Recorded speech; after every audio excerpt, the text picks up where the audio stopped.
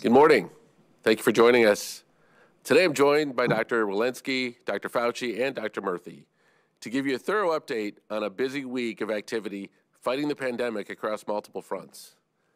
You've heard our scientific and public health teams, led by Dr. Fauci and Dr. Walensky, talk in plain terms about the threat to ending the pandemic we face from more dangerous variants that emerge from COVID-19. Now today, with their help, I want to lay out our strategy to tackle these variants. When we arrived in January, we put together a 200-page plan on how we would tackle every element of the pandemic, from vaccinations to inequities, to school reopenings to testing. Part of any plan is tackling the things you can't fully prepare for, but which emerge as critical threats. All roads to defeating the pandemic go through the path of successfully and quickly vaccinating the country. To date, 125 million Americans have been vaccinated and millions more each day. But even as we accelerate our efforts to get shots in arms, more dangerous variants are growing, causing increases in cases with people without immunity. This increases the urgency for you to get vaccinated, but it also requires us to intensify our efforts to quickly test for and find the genetic sequence of the virus as it spreads. Now, we started in a hole. Despite having world-class researchers and dedicated state and local public health leaders, when we arrived, the U.S. was sequencing only a small fragment of what other countries were. This hampered our ability to find and react to these new variants. What we call surveillance, our ability to spot variants as they emerge and spread, is vital, particularly as we aim to get ahead of dangerous variants before they emerge, as they are in the Midwest right now. Today, we are announcing a $1.7 billion investment to bolster the ability of the CDC and state and local public health departments to monitor, track, and defeat emerging threats, whether it's COVID-19 variants today or other viruses in the future, through a process known as genomic sequencing. This significant investment, which is made possible due to the American Rescue Plan President Biden signed into law last month, is critical in our fight against the new and potentially dangerous variants of COVID-19. Right now, these variants account for nearly half of all COVID-19 cases in the United States, and we need more capacity in our public health system to identify and track these mutations. State and local public health departments are on the front lines of beating back the pandemic, but they need more capacity to detect these variants early on before dangerous outbreaks. This funding will enable CDC and states to do more genomic sequencing as we activate the nation's great research capabilities to detect variants earlier and increase our visibility into emerging threats. This investment will give public health officials the chance to react more quickly to prevent and stop the spread. Today's investment also builds on the major investments in testing and genomic sequencing that we made earlier this year. That includes $10 billion of American Rescue Plan funding to support COVID-19 testing in schools, another $2.5 billion to help state and local public health agencies increase testing capacity in underserved and high-risk communities, and nearly $200 million to begin to increase genomic sequencing capacity that this investment comes on top of. We're doing a number of other things to work with individual states that are experiencing a rise in cases, providing more intensive support to get more shots in arms more quickly, more personnel to support vaccination and other public health efforts, and more testing and therapeutics. Additional sequencing efforts will be a vital tool in our battle against COVID-19. I have one further announcement. Today, we're announcing another federally run mass vaccination site in Bessemer, Alabama, that'll have the capacity to administer 7,000 shots per week. Altogether, by next week, we will have opened 37 mass vaccination sites in 26 states with a combined capacity of administering a total of 125,000 shots per day. We're doing everything we can to put this pandemic behind us, and we stand ready to support states. But before I turn it to Dr. Walensky, I want to reiterate the role all of us have to play. We need everyone to do their part. We need all Americans to take the steps we know work to stop COVID-19. So please, wear a mask, socially distance, and as needed, socially distance and get tested as needed, and also go get vaccinated. As of Monday, all adult Americans will be eligible. With that, I'm going to turn it over to Dr. Walensky. Thank you and good morning. As per my usual, I'll begin with an overview of the data. Yesterday, CDC reported 73,622 cases of COVID-19. Our 7-day average is up to 69,500, nearly 70,000 new cases per day. I know case numbers may seem similar from day to day, but just 4 weeks ago, our 7-day average was only about 53,000 cases per day.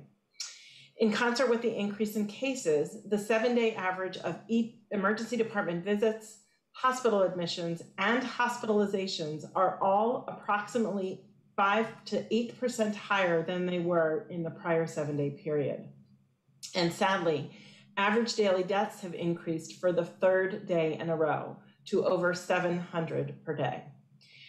We are also getting vaccines into arms as quickly and as equitably and safely as possible. I am proud of the progress we've made. More than 1/3 of the US population has received at least 1 dose, and more than 1/5 of the population is fully vaccinated. But we must continue to get many more people vaccinated. The increasing trends in cases, hospitalizations, and deaths are very concerning, and they threaten the progress we've already made. As I've discussed, some of these increases are as a result of relaxed prevention efforts in states across the country, such as relaxed mask mandates or loosened restrictions on indoor restaurant seating. Another reason for these increases is the continued spread of highly transmissible variants, more than 50 to 70% more transmissible, which makes the race to stop the transmission even more challenging and threatens to overwhelm our healthcare system again in parts of this country. CDC data show that the B.1.1.7 variant, the variant originally identified in the United Kingdom, represents 44% of the virus circulating during the week of March 27th. The prevalence of B.1.1.7 since that time is certainly higher, and we are expected to have new data soon. The emergence of variants underscores the critical need for rapid and ongoing genomic surveillance. CDC has been acting on multiple fronts to increase our sequencing efforts in the United States to detect variants of the virus that cause COVID-19, and recently began receiving sequence data from 7 additional large commercial laboratories. As Andy just announced, the administration is investing $1.7 billion from the American Rescue Plan in an effort to more effectively track emerging and circulating variants across the country and to better prepare the country for the next pandemic. This includes surveillance of breakthrough infections as well as more and more people get vaccinated. With this critical and substantial investment, CDC will fund the equipment, supplies, training, staffing, electronic infrastructure, partnerships, and innovation needed to build a robust national genomic sequencing effort. In addition, $300 million will establish 6 centers of excellence in genomic epidemiology. These centers of excellence will operate as partnerships between state health departments and academic institutions, and today's funding will fuel cutting-edge research into genomic epidemiology. In this work, we will build our public health capacity to respond not just to COVID-19, but to future concerning emerging threats to public health. Yesterday, I testified before a congressional subcommittee where I shared my commitment to working with the Biden administration and Congress to address long-standing vulnerabilities in the core public health infrastructure that presents challenges in the nation's ongoing effort to successfully tackle COVID-19. Today's announcement and this investment substantially contribute toward that commitment. Finally, I want to comment on our ongoing surveillance of the safety signal seen with the Johnson & Johnson vaccine we discussed on Wednesday. After the press briefing on Wednesday, the Advisory Committee on Immunization Practices, or ACIP, met to discuss the 6 cases and provide recommendations. I want to thank the ACIP for their thoughtful discussion and their commitment to the science. The recommendation from this group of independent experts for a continued pause will allow additional time to review any additional cases that might come in, and for them to conduct a complete risk assessment and to evaluate the emerging science.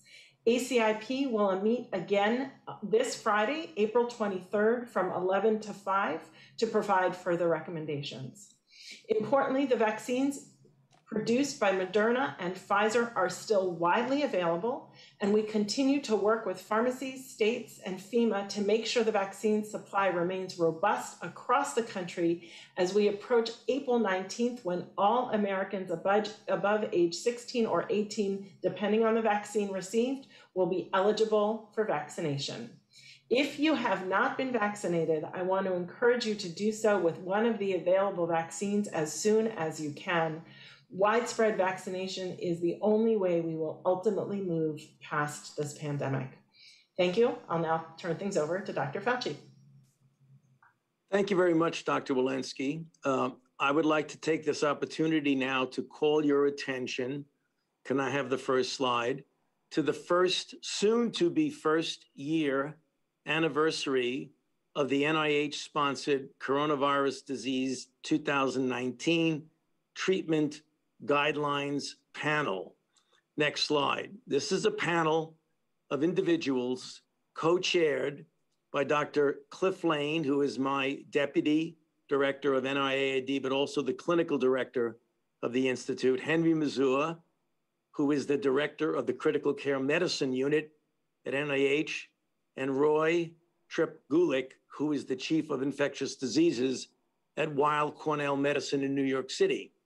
As you can see from this group, the members, some of you may recognize, are people who are in the trenches every day taking care of people with COVID-19. This panel was established to be able to work literally in real time, updating guidelines for clinicians and healthcare providers throughout the country and the world on the latest information. And since information comes out not only in published work, but also the results that are pre-publication of either clinical trials or clinical observations, as well as expert opinion. Next slide. This is a list of the organizations that are represented on the panel by the people that you saw in the previous slide. Next slide. As I mentioned, the anniversary is next week on the 21st of April. Since we began 1 year ago, there have been close to 4 million users in the United States, about 2,600,000 of which were international. So we are serving as a resource for clinicians throughout the world.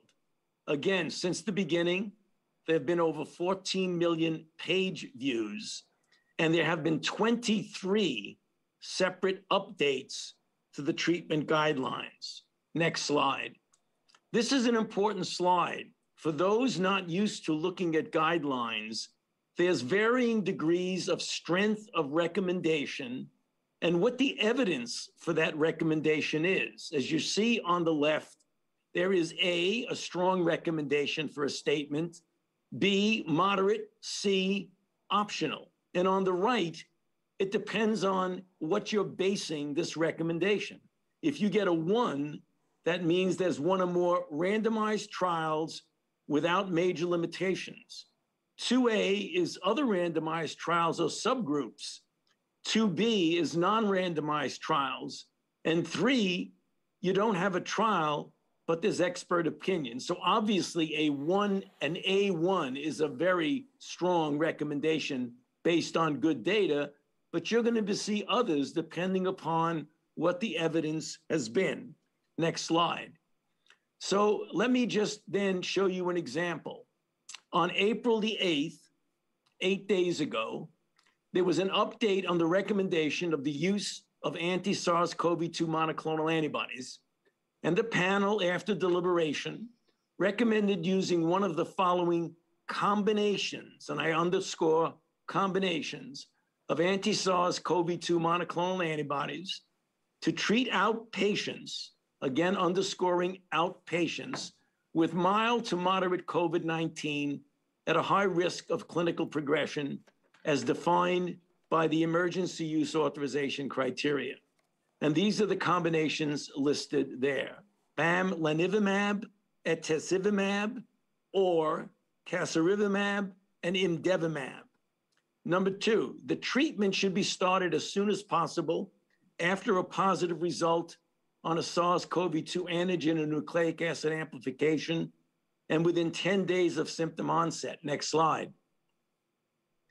Now, the updated recommendations also have the following. Because the clinical outcome data are limited and there are concerns regarding the decreased susceptibility of variants, the panel recommends against the use of bamlanivimab monotherapy, and that gets an A3 recommendation.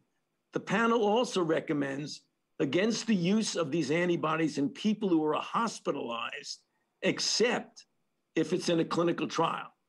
However, the use should be considered for persons with mild to moderate COVID-19 who are hospitalized for a reason other than the underlying COVID-19 disease, but who otherwise meet the criteria. And on the last slide, we often get asked, if I have a patient coming into the office who I think I might want to give a monoclonal antibody to, how do I find out where and how to do that?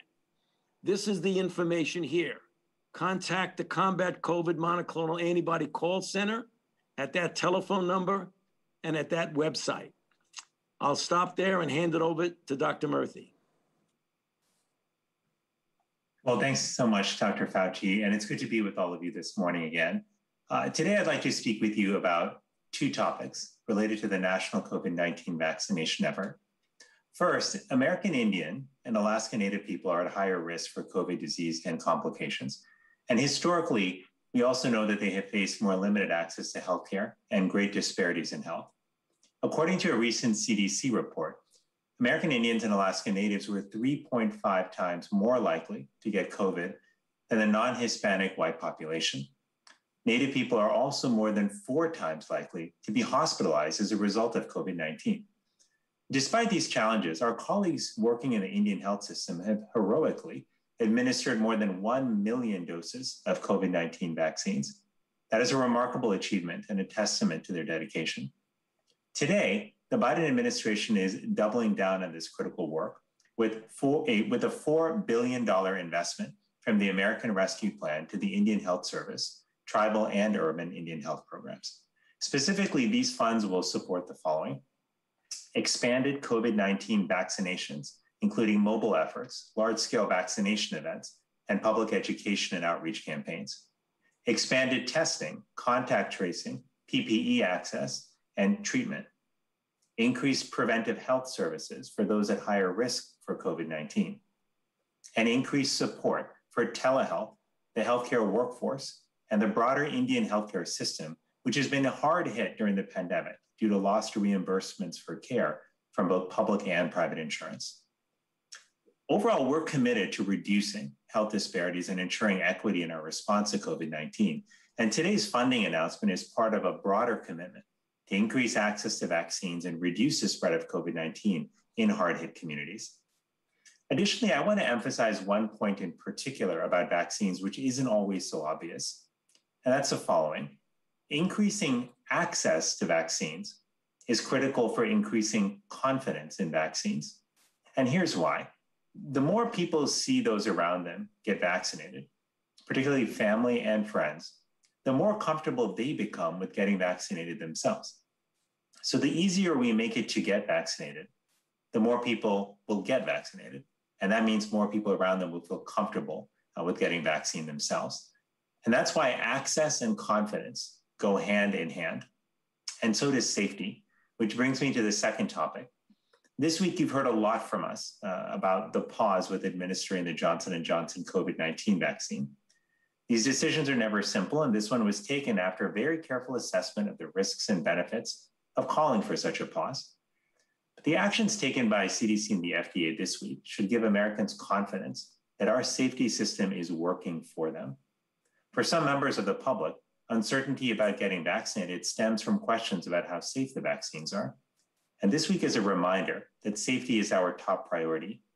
Even when an extremely rare safety event occurs, our scientific agencies will act with thoroughness and transparency so people can remain confident in the vaccines that are recommended to them. And as much attention as the J&J news has received, though, what I'm most concerned about, the numbers which are most on my mind, are the rising cases and hospitalizations among those who are not vaccinated. Over the past year, the virus keeps reminding us that the risks of actually getting COVID are quite significant. It's cost us more than 500,000 friends and family members and has led to hospitalizations and prolonged symptoms for many, many more.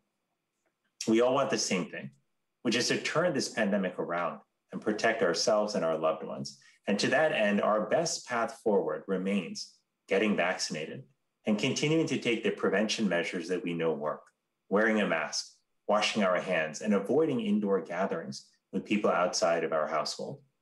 We're really fortunate to have highly effective vaccines and a system that's working day and night to keep us safe. That gives me faith that we will make it through this pandemic together. Thank you so much, and we'll look forward to your questions. All right. Thank you. We think we have time for a few questions. We only have a few minutes for questions today, so please keep your questions to one question. First, we'll go to Weija at CBS. Hi there. Thanks for taking my question. Can you lay out what the administration has done to that they will be needed Pfizer and Moderna vaccines? And did the trial include a booster shot so people know what to expect medically if they have to get one? Thank you. I think I'm gonna ask you to repeat that because you cut out in the middle.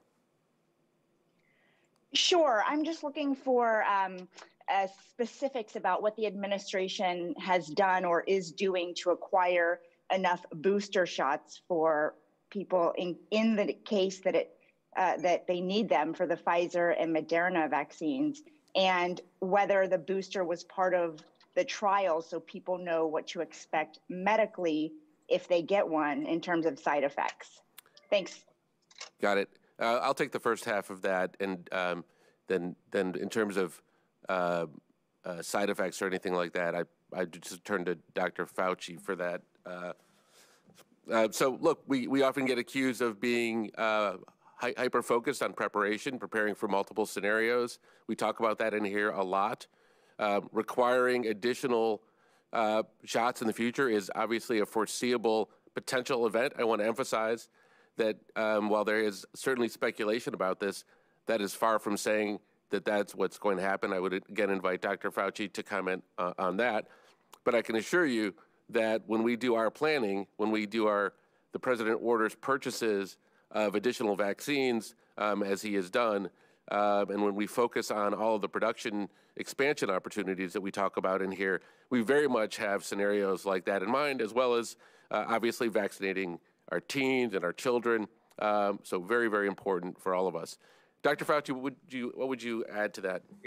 Yeah, regarding the clinical trials, in fact, ongoing already, clinical trials looking at a boost of the original wild type virus vaccine, as well as a boost with a variant specific. In this case, the variant is 351, the problematic one from South Africa. So in direct answer to your question, there are already clinical trials looking at both the safety of it, obviously, but as well as whether or not a boost of wild type versus a boost of variant specific increases the ability of the anti-sera to ultimately neutralize both the wild type and the variant. Thank you, Dr. Fauci. Next question. Catherine Ebon at Vanity Fair. Thank you for taking my question. What I would like to hear you all discuss is if we are able to, and it looks like we're right on track to do it, vaccinate a solid majority of the country, what happens to the public health picture here if and when a large majority of the rest of the world remains unvaccinated? How will that impact the public health situation here at home or put pressure on us medically. So, Dr. Fauci, do you want to start with that? And Dr. Walensky, Dr. Murthy, you're welcome to add if you have additional pieces. Sure. Well, obviously, as we have said very often, all of us on this call, that a pandemic that is a global pandemic requires a global response. And even if we get good control in our country, which we feel that we will, confident that we will, the fact is that as long as there's active dynamics of infection somewhere in the world, there always is somewhat of a threat that variants will emerge in those parts of the world.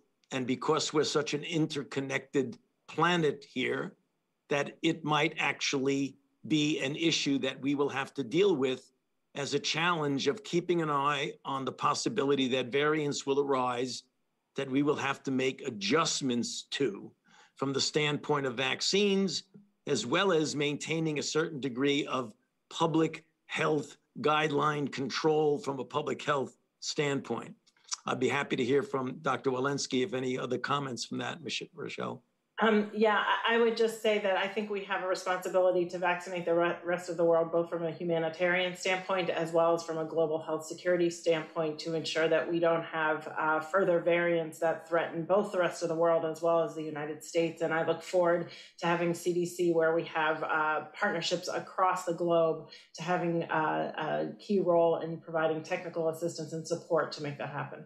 Yeah, obviously a key priority of the Biden administration to both vaccinate our own country, but also the leadership role we're taking in the world. I think we have time for one more question. Let's go to Caitlin Collins at CNN. Thanks so much. My question is on the J&J vaccine, since you just announced that the vaccine advisors to the CDC aren't going to meet again until next Friday. That means this pause is now lasting more than a week. So aren't you concerned that the longer this pause lasts, the more damage it does to the reputation of the J&J vaccine and people's willingness to get it? Dr. Walensky. Thank you for that question, Caitlin. This was a really meeting that we had with ACIP this week. The independent panel suggested that they needed more data. They needed time to look at both the risk-benefit analysis that has been that CDC is actively conducting, as well as to see if any further cases came in. We will meet next Friday. We recognize the critical importance of moving quickly. That's why we will have 2 unscheduled ACIP meetings in a 10-day period, 14-day period. And so we are moving. And what I would say to the American people is that what we found is really extremely rare cases through our vaccine safety monitoring system, and that we are transparently, this meeting on Friday will be public. People can dial in. We are transparently conveying that science.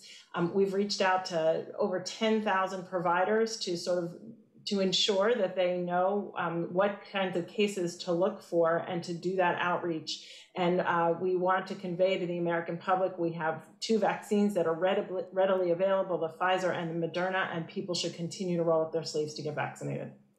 Dr. Murthy, you made earlier comments about this safety priority that the country is placing and demonstrating. Do you want to reiterate some of your points?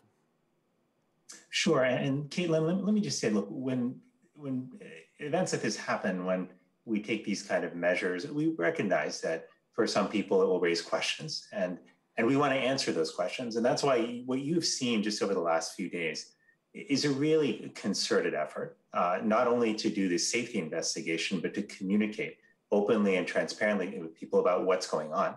And that's why, in addition to the calls that Dr. Walensky mentioned, with tens of thousands of healthcare professionals, we've also convened thousands of community organizations to talk to them, faith organizations, sports organizations, other community-based organizations. We've also, as you've probably noticed, had administration officials and others out in the media to speak to people, and national, regional, and local press. Again, use as many channels as we have to communicate with people. And we'll continue to do that because we want people to know what we know. And finally, let me just say this. Our message has been consistent, which is that, number one, this pause was about the Johnson & Johnson vaccine. If people have appointments to get the Pfizer or Moderna vaccine, we want them to keep those appointments. We have great faith in the effectiveness of those vaccines, and they have very strong safety profiles. Second, even if you've received the Johnson & Johnson vaccine, the vast and overwhelming likelihood is that you will be just fine. I know that people have questions about this given the cases they've heard about, but keep in mind that more than 7 million people have received the Johnson & Johnson vaccine, and we feel quite confident the vast majority of them, again, are just going to be fine. And third, just remember, this is your safety system working for you, what you are seeing right now. A signal came up, the FDA and CDC jumped on it immediately and decided to investigate thoroughly. And that's what's happening. And that, if anything, I believe should increase people's confidence that they're being told what's going on and that any signals are being investigated. We want people to have confidence. The vaccines we are recommending are safe, they're effective, and this is how we do that. Caitlin, I think this is the purpose of having the top clinical leaders in the country talking directly to you and to the public. The demonstration that in incredibly rare events, we also have to face the fact that we have lost 560,000 Americans and that vaccines save lives. 125 million Americans have gone and gotten vaccinated, and the results, as we can see, are quite incredible. So we hope Americans see that in giving them the straight facts, we trust them to do the homework, make the decision to get vaccinated, and it's the right decision for them and their families.